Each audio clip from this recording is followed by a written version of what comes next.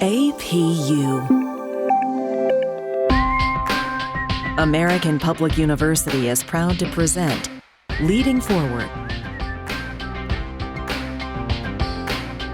Welcome to the podcast. I'm your host, Kandis Boyd Wyatt.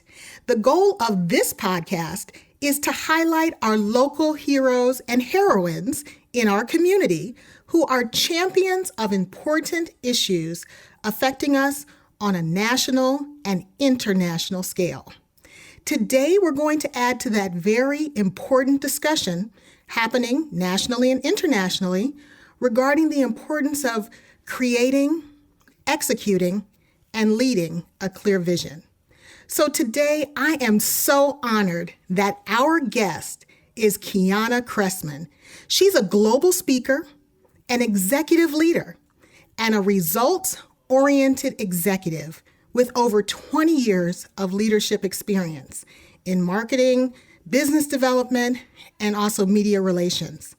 She is a highly collaborative leader who is responsible for managing multi-million-dollar budgets and driving over $35 million in revenue to date. She's accustomed to engaging with diverse communities. She's responsible for building significant strategic partnerships and achieving sustainable revenue growth in complex markets. So, Qiana, welcome to the podcast and thank you for joining me. Thank you so much, Dr. Kandis. It's such a pleasure to be here. Well, yes, I'm the one that's really honored, and I'm so looking forward to this podcast. So there are so many critical conversations happening today that address issues of vision and seeking clarity about forging a path forward. So your story is inspirational. So I'm hoping you can start by just telling us a little bit about yourself and why this topic is so dear to your heart.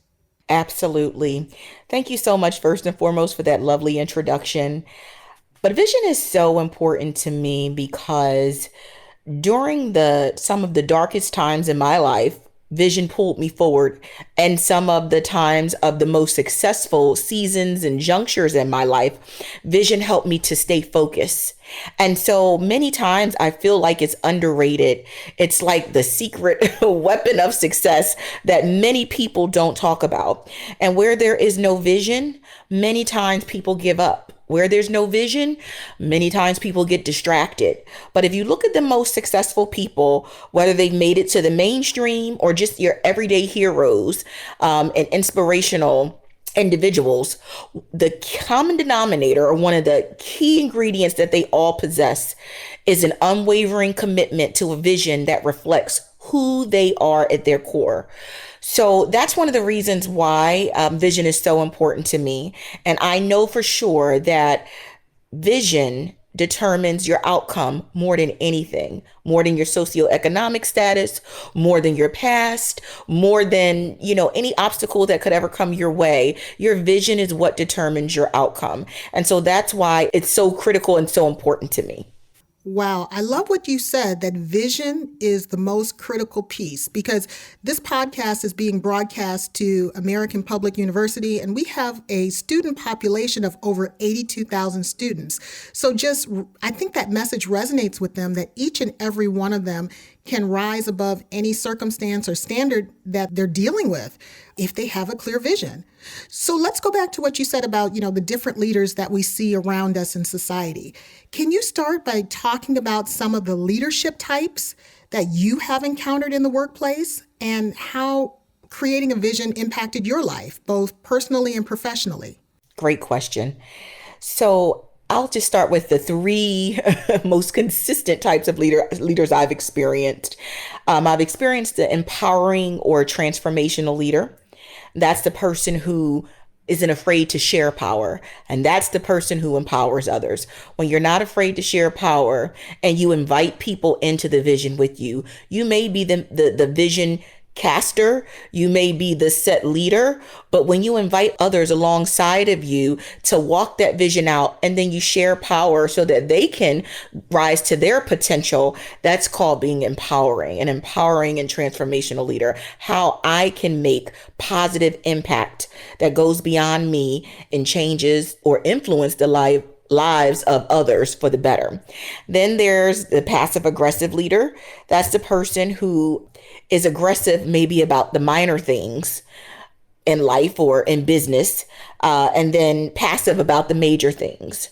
So, for instance, in an organization, when the key leaders or the top level leadership set the vision, which is simply where we're going and why we're going, they may not focus on important things like culture, which is how an organization works together. And no vision can be successfully accomplished if key people aren't working together in a healthy and constructive way.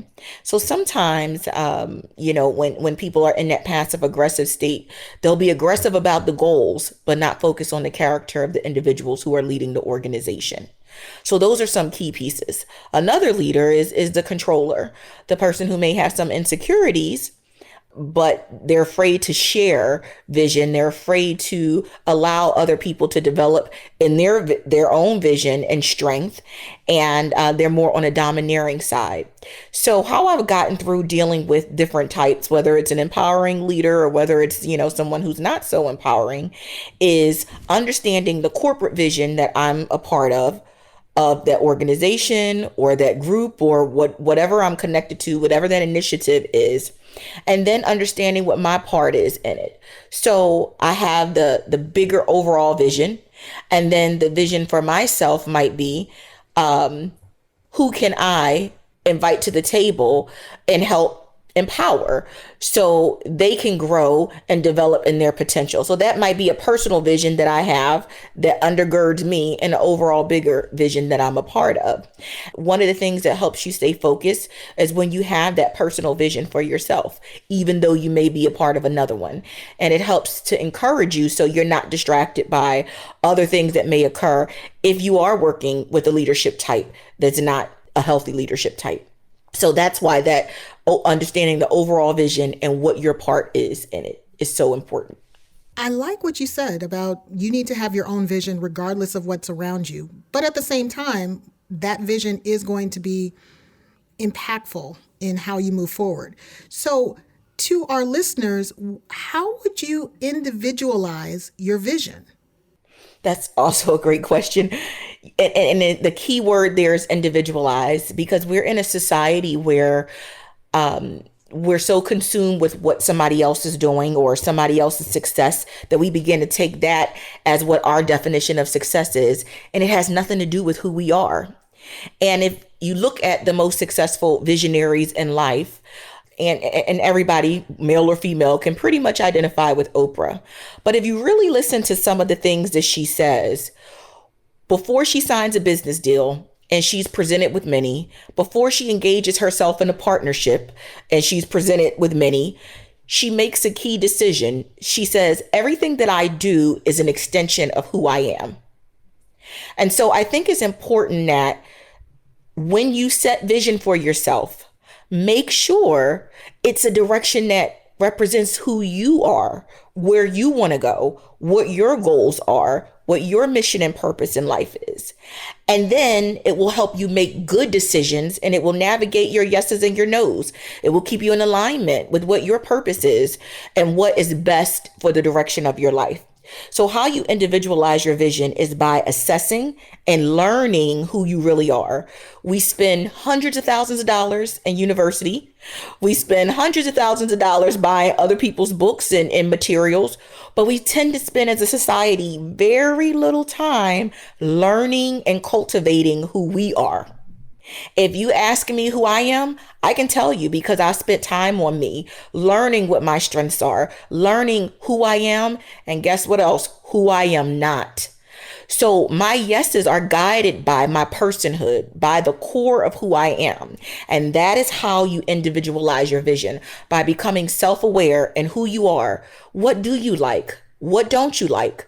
What does a dream job look like to you? What does that look like?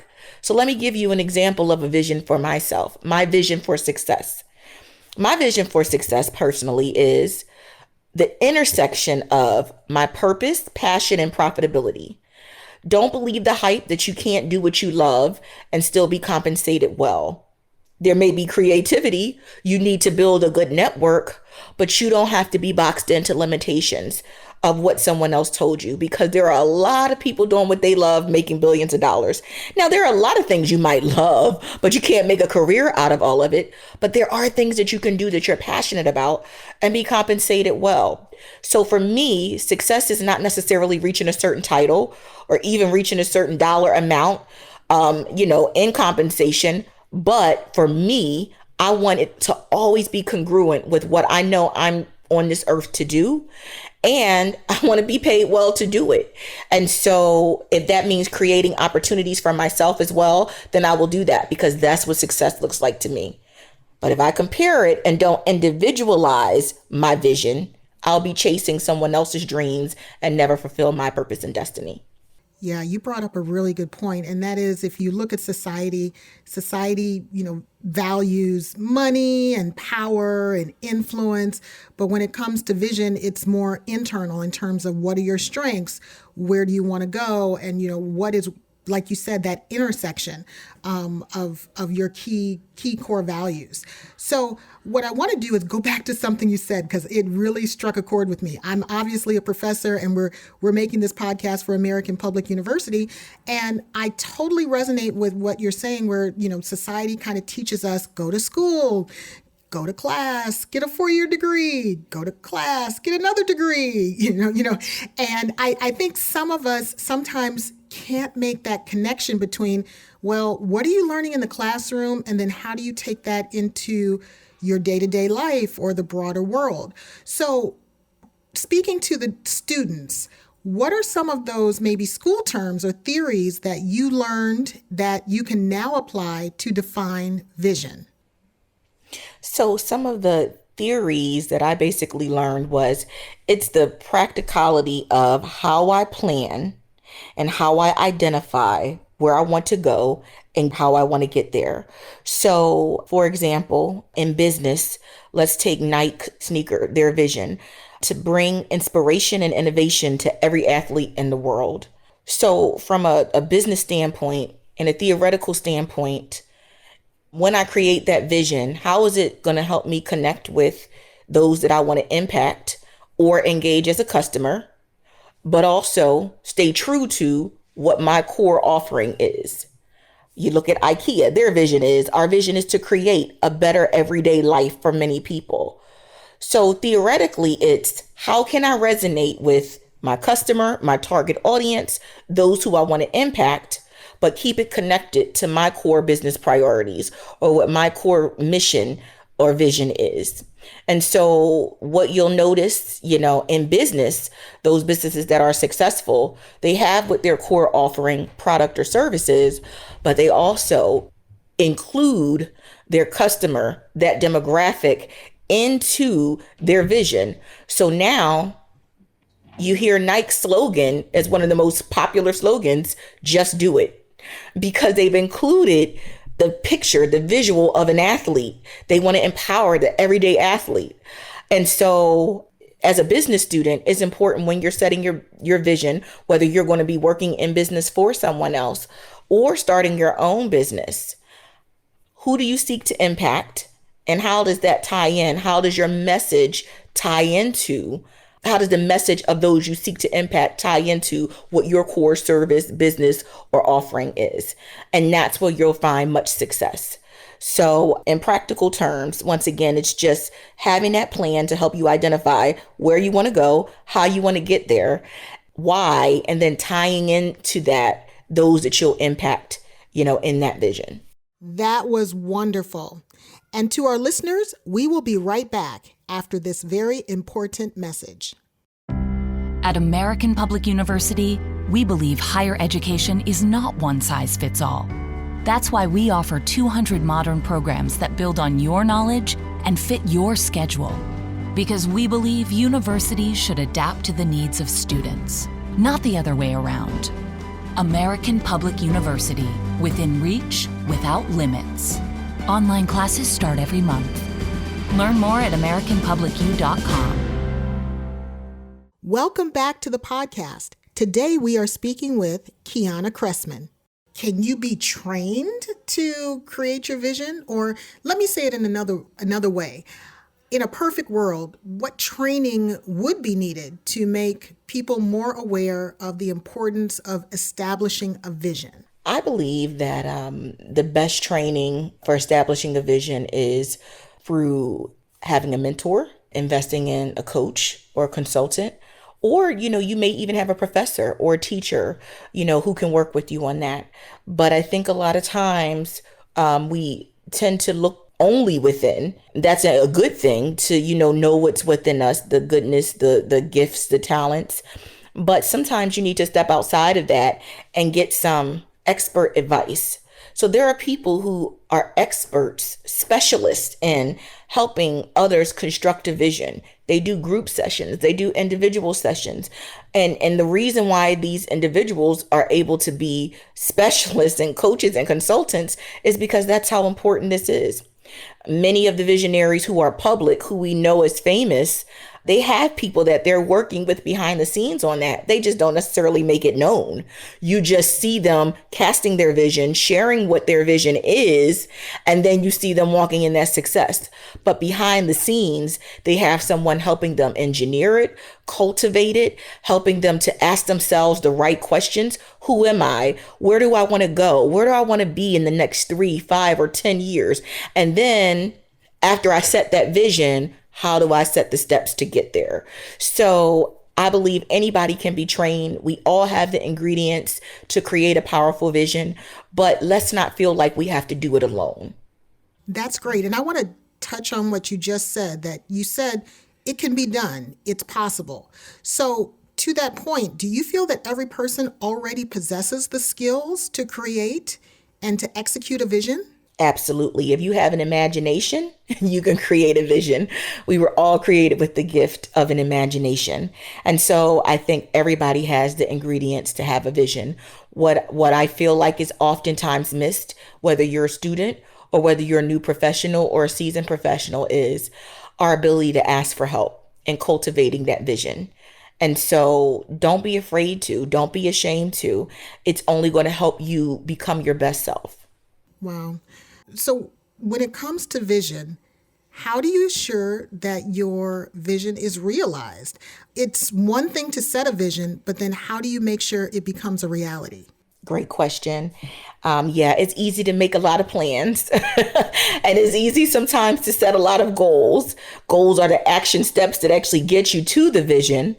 One of my mentors said, I hold people able, not just accountable. I hold them able, that you are able to achieve that next. And so who is in your life? You don't have to share your vision with everyone, because like a newborn infant, when your vision is in its infancy stages, let's just say your vision might be, let me give you an example. I want to lose a certain amount of weight. My vision is to lose excess weight, 30 pounds, to feel good about myself inside out. My mission may be to live healthy and strong. And so my goals are going to be, I want to walk 3 times a week. I'm going to hire a coach. I'm going to eat whole foods and drink water at least 8 glasses a day. Okay, so I have my vision, mission, and goals. And now who am I surrounding myself with? The vision and the environment that you create for yourself to fulfill that vision are equally important. So you can have this wonderful vision, but if you don't have the right individuals in your circle and in your midst while you're pursuing and walking that vision out, you could literally completely thwart your progress and not fulfill your vision. So in order to successfully walk it out, you need to surround yourself with the right individuals, and that will help you to walk out that vision that you have and realize that vision. Once you have it set, who's holding you able? Who's around you that's inspiring you and challenging you and really believes in your vision and won't get intimidated, won't get envious, but will genuinely support you? That's who you need to have in your circle when fulfilling your vision. Yeah, I really agree with what you just said, that who you surround yourself with is really important, because I think they say iron sharpens iron. So you touched on a lot of different terminology, and I want to make sure that our listeners clearly understand. So can you delineate or just distinguish what's the difference between a vision or a mission or goals or objectives? More importantly, what's the order? Absolutely. And I think you shared a great order for vision, mission, and goals. So the vision is basically where you're going and what you're doing. Mission is your why. Why are you going? Why do you exist? Your goals are basically the action steps that help you to achieve the vision and mission. So once again, where you're going and what you're doing. Nike, I want to bring inspiration. Here's our vision. Bring inspiration and innovation to every athlete in the world. That's where we're going, and that's what we're doing. Mission, why do we exist? To provide the proper athletic gear to do that for those athletes. So we provide sneakers, we provide athletic wear, we provide all of the things that help that athlete to innovate and to be the best athlete that they can be. And then what are the goals? We want to sell millions and billions of dollars of sneakers. So we're going to open franchises all around the world so that we can sell our product to support and help and inspire these athletes. So you have your vision, setting where you're going, what you're doing, your mission, why you exist, and then your action steps to help you get and achieve that mission and vision accomplished, help you to achieve that. Thank you for clarifying that. So let's go back to the company that you were mentioning. So when it comes to goals and mission and vision, are they steadfast? Are they set in stone? Or should a company evolve their vision, their mission, and goals over time? Great question, especially in business. So for the business students, if it's anything that you hear, this is an excellent question. It is important to always keep a mindset of innovation, because what worked in this year or for the last 3 years may not work for the next 3 years. I know people say every year they usually set their vision or their vision boards and all of that at the beginning of the year. But I've heard very successful people say they set 10-year vision plans and 20-year vision plans. But it's all about your personal journey and where you're going and what your goals are. So make sure you give yourself the room and the grace to evolve in your vision, because where you are, 5 years from now, you may be going a different part of your journey and you may go in a different direction. There are people who might have started out as an attorney and then they fell in love with photography and opened up a successful photography business. So their vision changed, their journey and their direction changed, and they did something that was fulfilling to them. So give yourself space to evolve in your vision. But when you are in business, working for someone else or yourself, it's important that you evolve because your customer base may evolve. And if you try to stay the same when your customer base is evolving, you're quick to go down. You can look at the auto industry. That's a good example. Look at some of the car businesses or industry or brand names who are still here and thriving, and some who wouldn't evolve and innovate as differences were happening in the car industry and they are no longer in existence. So it's very important that you allow yourself the space to evolve in your vision. Yeah, that's a good point, because I don't think I see many Pintos around. There you go. So obviously something happened where that company either no longer, it ceased to exist, or they just decided, hey, this no longer suits our customer base, and, they phased it out. So yeah, that's a great example. So I've really enjoyed all the nuggets of wisdom that you have given us today. So as we start to wrap up our podcast, what are some resources that you have used or provided in the past to help individuals become more aware of the importance of creating a vision? Actually, one of the authors that I really like a lot that many can identify with or may know, Dr. John Maxwell. He specializes in leadership, but oftentimes he'll share information on, creating your vision. So you can find, a book that may really speak to where you are in your journey, because he's written so many. Also, I would just start with, basically where you are in terms of authors who have written on vision. If you're not at the place right now where you want to engage in hiring a coach or a consultant to go through a vision planning session or seminar, there are, and now with the virtual setting that we all have to, get used to, in the pandemic for this time until it's over, there are several vision planning seminars that you can go to. You can go to Eventbrite and basically just type it in like you would Google, and then you can find something in your area where you may be able to do something online, and it's not very costly. Usually the group activities and sessions aren't, very costly.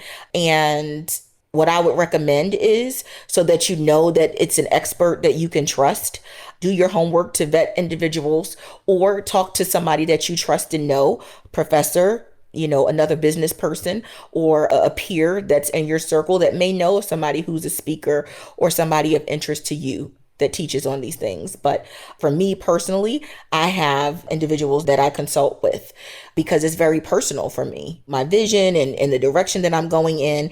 And so I think it's an investment in you. Take advantage of your mentors while you're in college, or your counselors, your career counselors. They can help you as well to maybe identify who the best person is to help you navigate that and get your vision going. Thank you. And we are going to leave with that very important note. So thank you for sharing your expertise and your perspective on vision.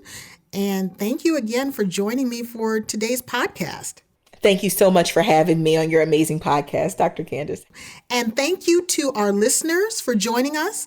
As a reminder, you can learn more about these topics and more by signing up for American Public University's bi-monthly newsletter.